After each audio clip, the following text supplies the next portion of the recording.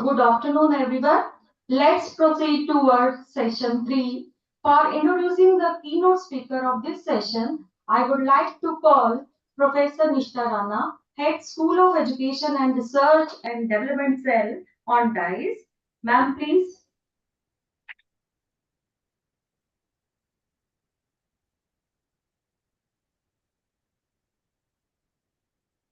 Distinguished guests and esteemed participants, it's my great pleasure and privilege to introduce our keynote speaker for today, Professor Abdar Kaur.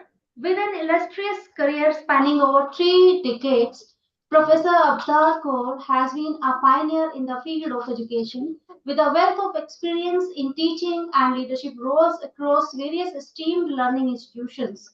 Currently, she holds the distinguished position of Professor and Director of Innovative Digital Learning and the Digital Learning Hub at the Asia Pacific University of Technology and Innovation in Malaysia. As a testament to her commitment to advancing education, Professor Kaur serves as the UNESCO Chair at APU on harnessing innovative technologies to support trainers and quality learning.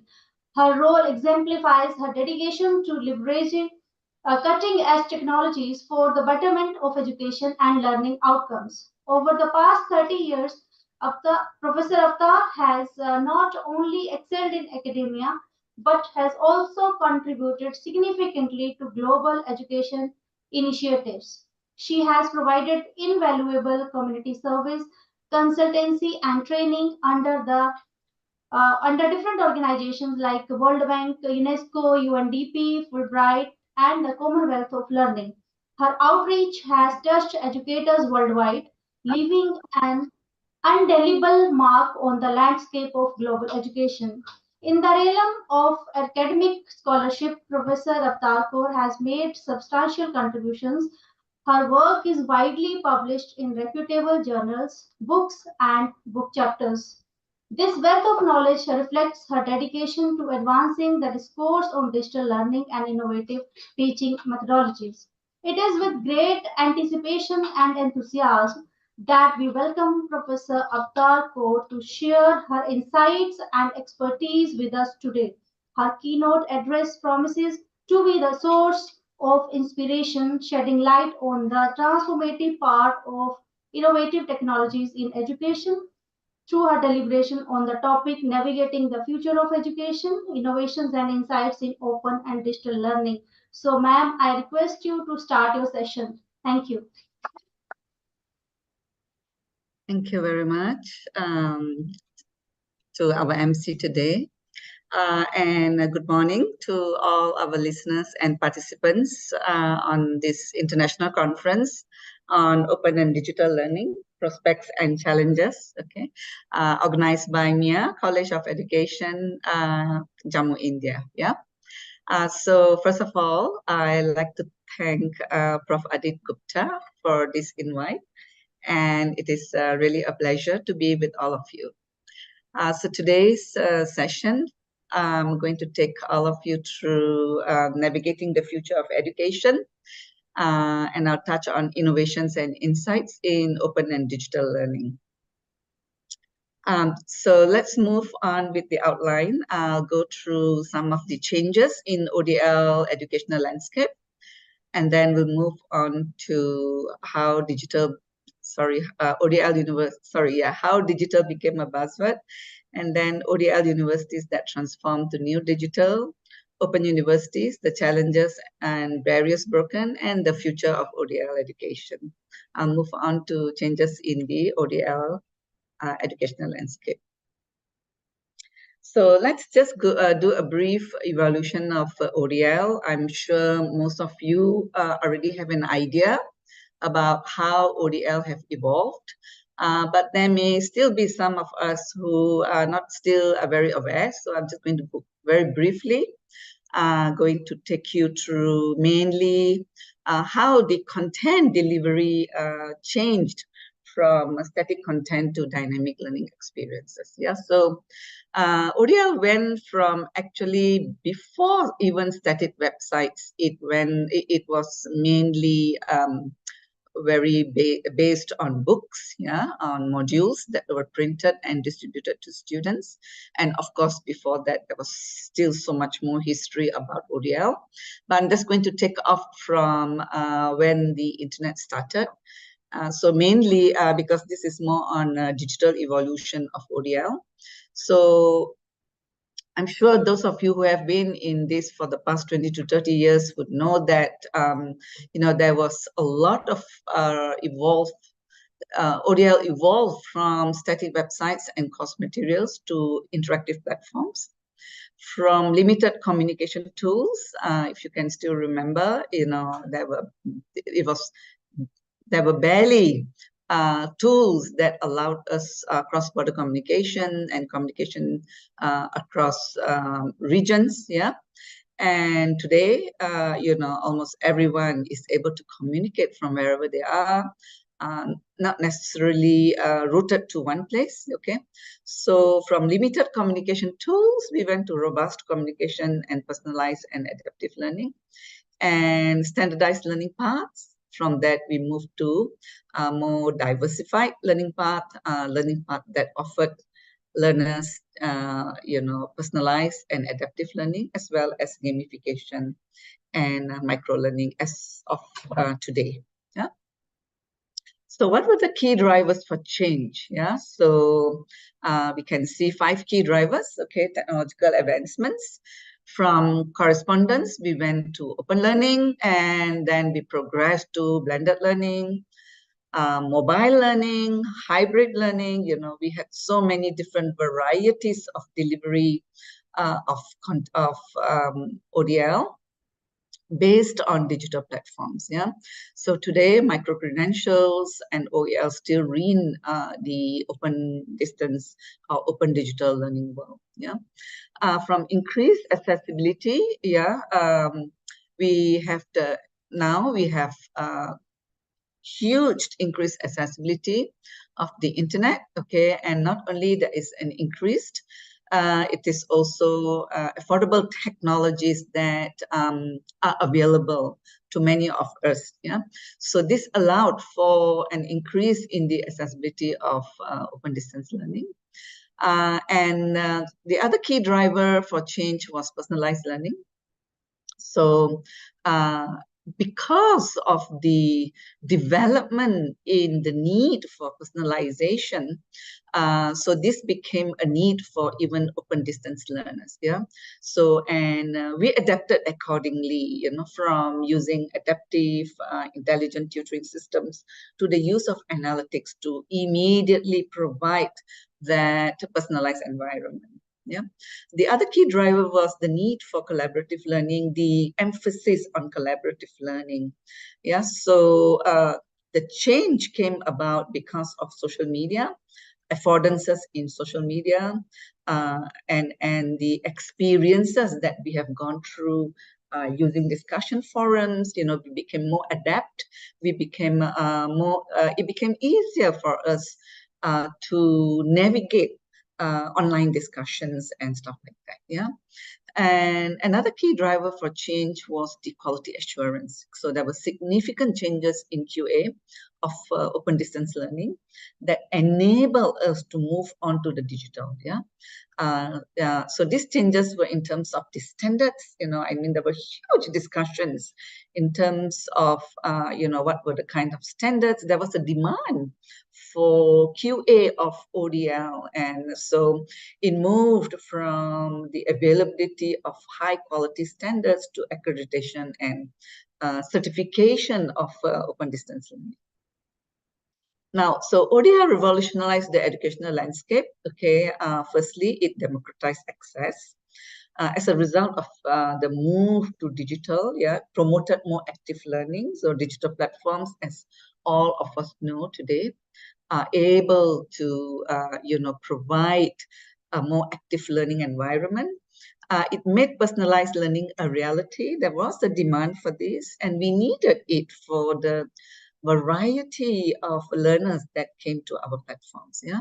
And it also fostered innovation, especially pedagogical innovations. Yeah? So we can see, in fact, open distance learning institutions are the drivers of new pedagogical innovations, and they are a reflection, or they are models to other conventional universities. Now, so digital became the buzzword. Okay, how it became a buzzword? Yeah, connectivity catalyst. Yeah, there was an explosion of online access, and there was a high cross-border need for learner-educator connections. Yeah, it just multiplied, it just mushroomed. Yeah, and thus making digital the key, to ODL. Yeah. There was a democratization dynamo. Okay, this broke barriers to education. So digital allowed us to break all the barriers to education. Accessibility became not an issue anymore. Okay, and more high quality content was delivered to students. Okay, not only the privileged few. Yeah. Engagement explosion. Okay, so digital enable engagement explosion because of the ability to create content that had multimedia interaction. And it was easily done, tools were becoming easier to use. And then collaboration became more enhanced, yeah, and digital became synonymous with dynamic learning, yeah. So it was important for open distance learning universities to convert to digital learning universities. So because of the availability of this dynamic force, yeah? There was a huge resource revolution. OERs flooded the web. Okay, there was a lot of free, high quality content. Okay, and the solidifying digital as fuel for democratizing education. So resource revolution enable distance learning universities to convert to digital learning universities. And digital platforms evolved due to innovation incubators. There were many innovation incubators in the digital realm, and that fostered new pedagogies as well. Now, from disruption to necessity, open digital learning's rise from 2003 to 2023, there was a huge, phenomenal rise in open distance learning. Okay, due to tech disruption, this triggered a lot of demand, and the pandemic and also enhanced the use of more digital, and this drove the further innovation in digital learning. Open resources democratized education, so there were so many available good high quality open resources that enable distance learning institutions to evolve into digital learning institutions. The future, there was a huge need to look into what the future was going to enable us, especially for personalized learning, and then the rise of AI, and then equity through open resources. And mobile tech and platforms broke a lot of barriers. Almost every of our learners were able to afford mobile technologies. Now, how else did innovative technologies reshape traditional pedagogies? Okay, there was a shift to learning-centeredness. We have moved from learner-centeredness to learning-centeredness. And the instructor and the learner are both learning from each other. So this has enabled that process through digital. Yeah. And more personalized learning platforms are also evolving, and with the focus on instructional design, I think the need for even the evolvement of instructional design to learning design have enabled us to enhance many more innovative ways of shaping traditional pedagogies.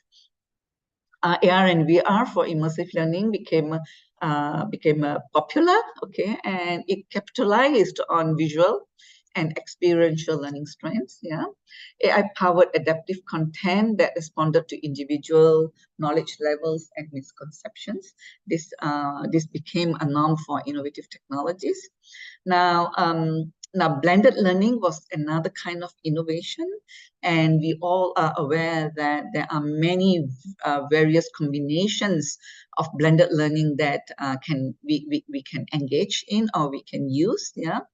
Apart from physical, okay, we can have a complete online blended learning environment as well.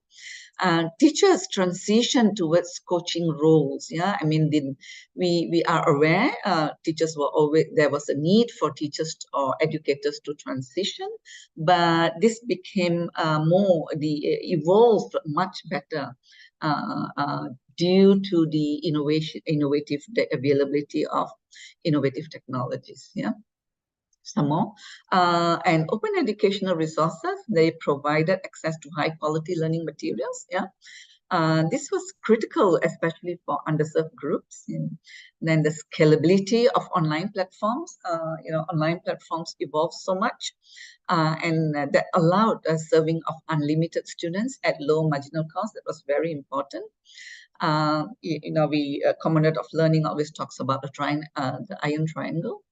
Well-designed virtual content became more affordable, easier for evolving ODL institutions to understand how to do that, and which allowed more self-paced consumption, and also benefiting learners with scheduling constraints. As we know, ODL students do have a lot of scheduling constraints. Yeah. Now, remote learning bridged the geographical barriers, reached rural and remote learners. More and more rural and remote learners were able to get into ODL due to the innovative technologies. Yeah. Smart content delivery allowed for inclusion of assistive technologies to aid differently abled learners. And we are aware previously differently abled learners were not able to get the full benefits of open distance learning, but with digital, they are able to get better benefits. Yeah. And then slowly AI and analytics for real-time feedback loops became more and more common. And a lot of us are now using more and more of this to assist us to reshape the traditional pedagogies. Yeah. And adaptive platforms for dynamically adjusting. So due to AI, we were able to make it more personalized and able to adjust more to learners for their varied learning pathways, and educational experiences responsive to strengths, weaknesses, and interests. So the digital allowed us to respond to different student weaknesses, strengths, interests, and stuff like that. Yeah. And again, the availability of multimedia content to cater to different learning styles, learning needs, okay, and the inclusivity for neurodiverse learners, okay, learners who have ADHD, dyslexic learners, and autistic learners begin to get more variety of learning experiences. And more intelligent assessment for early intervention allowed us with innovative technologies. And we also managed to start during dabbling into computerized modeling and explanations to supplement educators who suffer from bandwidth. Yeah, we are able now to provide content in such a variety of ways with the innovative technologies. And we can now create personalized lesson, yeah, using different pedagogical ways. Universal design for learning became easier for us to adopt. Yeah. Lifelong learning opportunities. We are able to now provide more and more lifelong learning opportunities. ODL institutions are able to do that in a variety of ways. And remote grouping for peers with shared learning needs. So we are able to group peers in different ways, yeah. And also those with learning needs that are similar, we are able to then group them variously using the technologies that are available. Now, having said that, let me just quickly take you to ODL universities that transformed to new digital. These are the ODL powerhouses that have reimagined learning. So we have the Open University, IGNOU. All of you are aware of IGNOU. Okay, it's the world's largest ODL provider. Queensland University of Technology, it blends online modules with on-campus experiences using VR simulations and industry partnerships to fuel careers. Athabasca University is a champion of open access.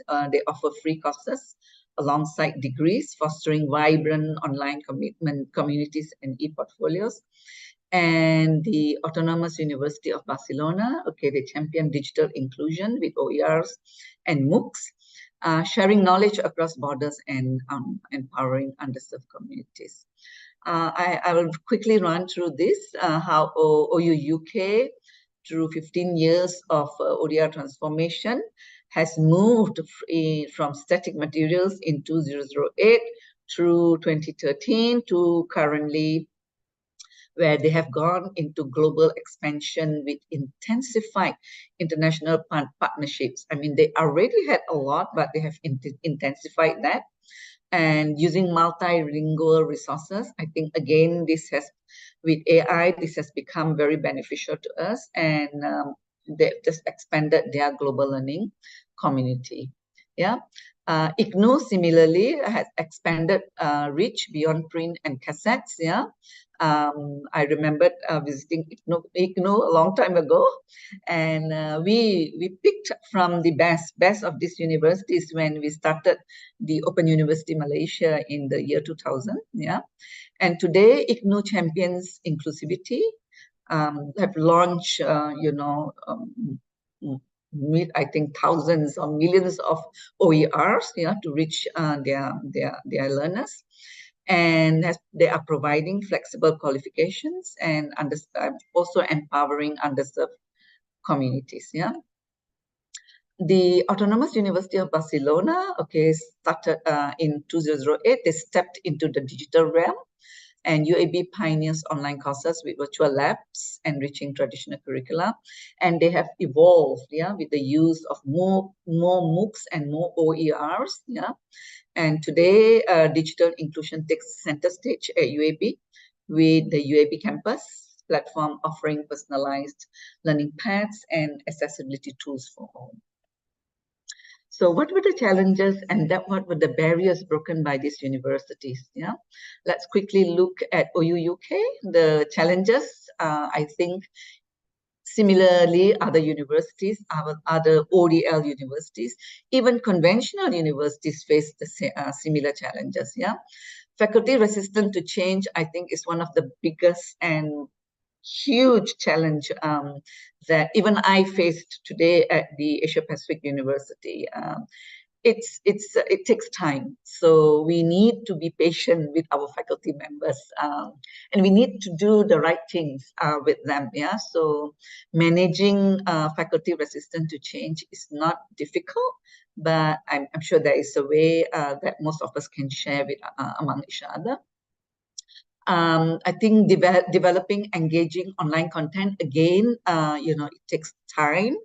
And even at Asia Pacific University, we similarly face the same problem. Okay, that again, it is a balance between the knowledge to do things and the time how you can afford the time to do it. Accessibility for diverse learners. Okay.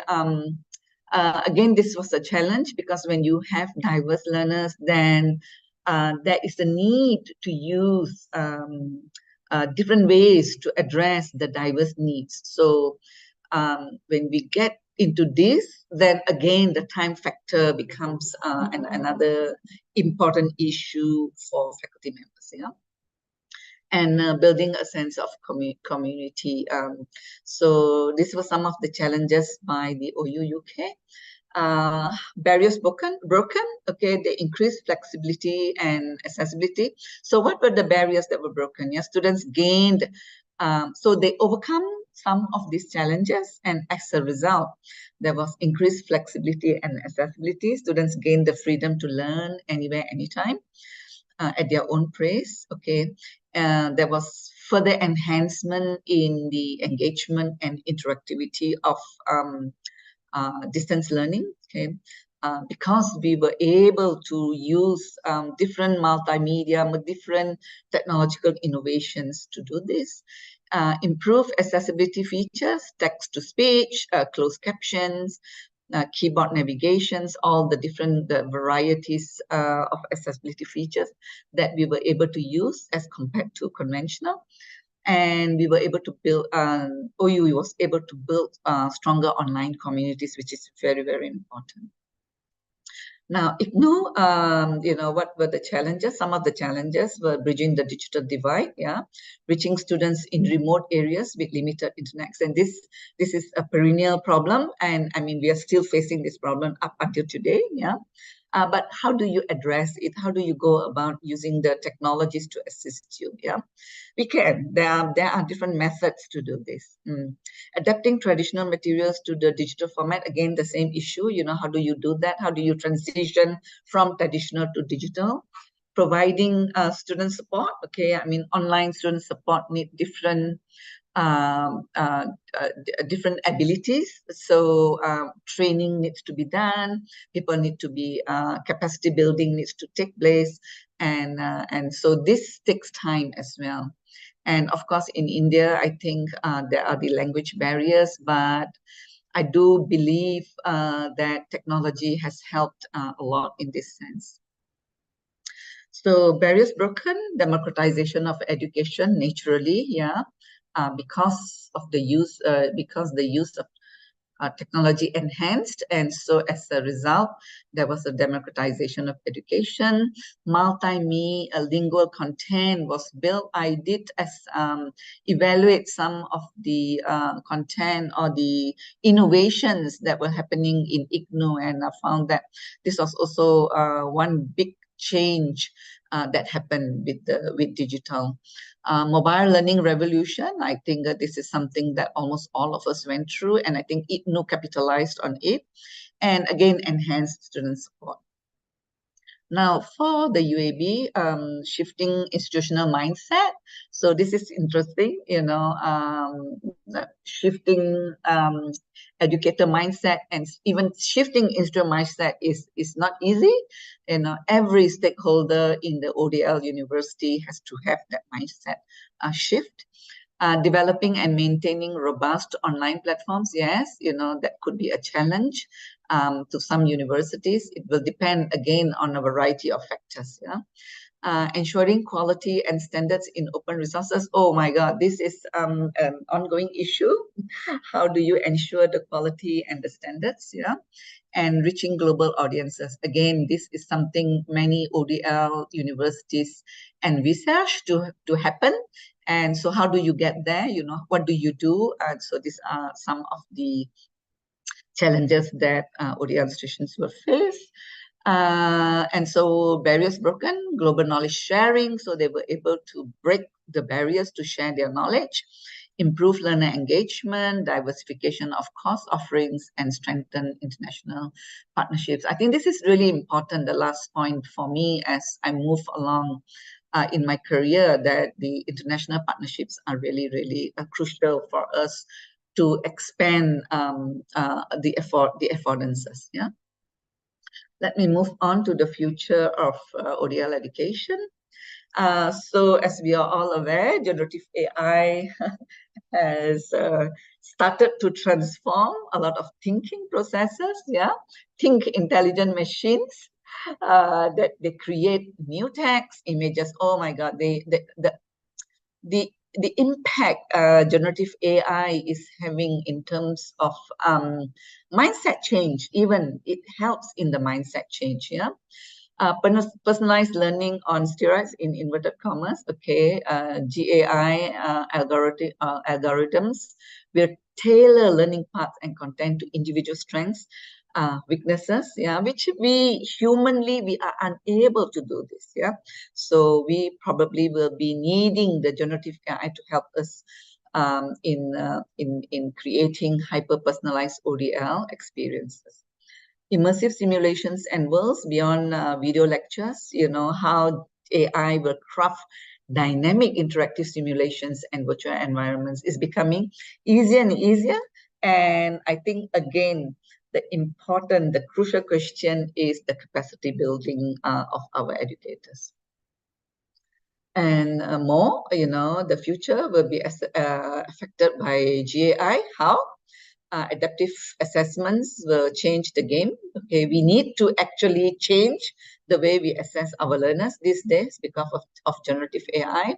So then how can we capitalize on these special terminology or concept of adaptive assessments? Yeah, we need to look into that.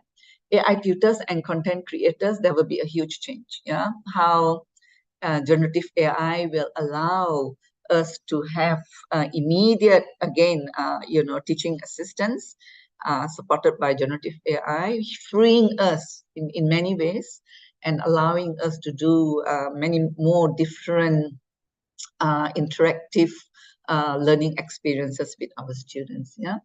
Actually humanizing the technology, that will be our role. Global knowledge exchange will be unleashed. Yeah, language barriers will crumble. As AI translates content. Already yesterday we were training educators from Laos, training them online, and their English was not that high. So the availability of AI in the learning in the online platform allowed immediate translation, and that was something that was just phenomenal for us. Yeah. And how can ODL universities adapt to the new digital norms? I think we would encourage open digital learning universities or open distance learning universities who are really not there yet in terms of digital to embrace AI assistance. I think this is a high need for this, and I would encourage gamify the learning journey, gamification with leaderboards. I think, and then there are so many examples out there for us to use. Yeah, and we should get onto it. Use of micro-credentials, creation of more micro-credentials, because students are expecting us to do that. Yeah, MOOCs are out, I think. I think now the name of the game is micro-credentials. Use of more VR and AR for immersive and engaging learning. Yeah, and to prioritize data-driven insights. I think this is, for me personally, this is very, very important, using data-driven insights, so that we can make better decisions and faster, more effective and efficient decisions in terms of what to do next. Now, I just want to quickly share the Asia Pacific University of Technology and Innovation. In short, we call ourselves APU. Our ODR transformation. So I joined the Asia Pacific University 3 years ago.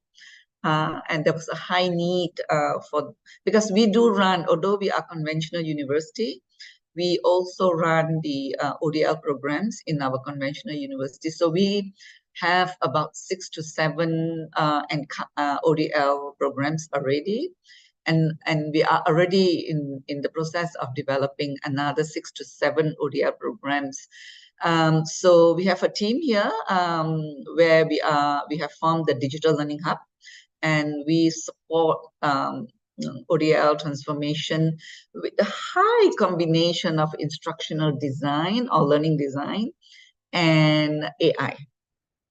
So we are using a huge combo of both of these. I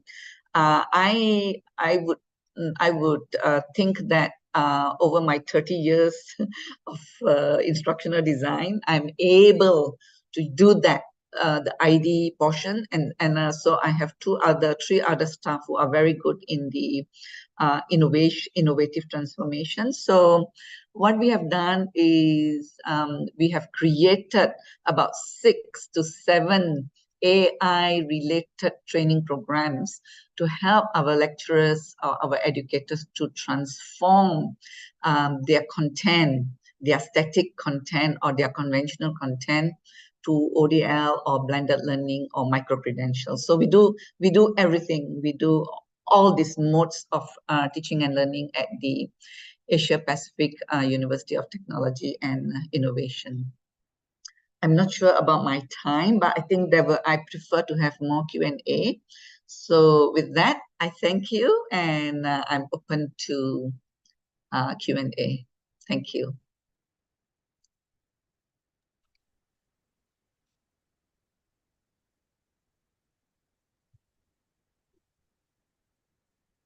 Thank you, ma'am. So audience have some questions. So can I ask, ma'am? Yeah. So my first question is, how can educators stay updated on technological advancements to better prepare students for the digital future? Yeah, okay. Thank you. So I address the question, yeah? Maybe I mentioned this a little bit, but I think the important thing to do is to do the needs analysis. I think that's really crucial. I think we have to start with that. What are their needs? What are student needs? I think we have to start from student needs. Okay. I think a use of design thinking principles to empathize with our students is very, very crucial. We also need to use design thinking principles to empathize with our educators or our lecturers or our professors.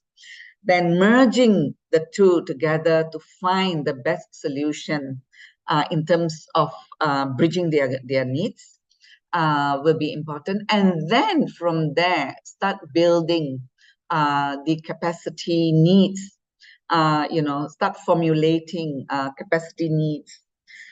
So this is what we did at Asia Pacific University when I came in.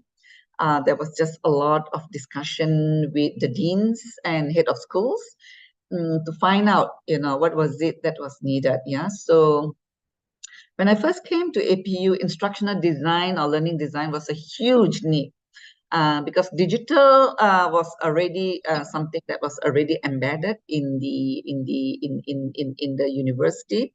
But then, how do you bridge instructional design with digital? So that was something that we conducted. We did the needs analysis, and then we went on. Currently, we are using AI technologies to support almost all our open distance or open digital learning content. So we have also bought some of the AI tools to support our educators. And so I think that we need to do that needs analysis, and then what are some of the steps we will take to close the gaps. Our next question is, what type of technologies can be incorporated in traditional classes? Okay, so for traditional classes, again, there are quite a number of technologies you can still use in traditional classes. Yeah, I think, for example, I'm not sure if our listeners are familiar with, PowerPoint itself has got so many ways that you can just use PowerPoint to make it interactive. Yeah, so that is the base for me. That will be the base, and I think using the power of Microsoft Office to create engaging content is something that most of us can easily do since we already know the platform. Yeah. To build on top of it, there are different things. For example, you can use Canva, you can use Flipgrid, you can use Padlets to support traditional classrooms. Yeah, so I think these three are easy to learn, okay, easy to use. They are free, free to access, free to use. So I think we may start with these three technologies for a start. And Asia Pacific University, the Digital Learning Hub, does the training of all these technologies for conventional classrooms, as well as for open distance learning or open digital learning classrooms. Okay, thank you, ma'am. Thank you so much. Thank you. Thank you so much, Dr. Kaur. And yeah, Professor Sharma would also like to say hi to you. Hi. Hello. Hi, Prof. How are you? I was listening to your wonderful speech and I was saying, wow. Thank you. Thank you so much. So thank you so much for joining us from Thank Malaysia you. and sharing your valuable thoughts on ODL with us. We hope that we'll be connected in future as well, and to probably work together on some joint projects would be a dream. And I'm sure that we'll be in touch, and we'll take care, and we'll use your expertise in designing some ODL programs here as well. So thank you so much.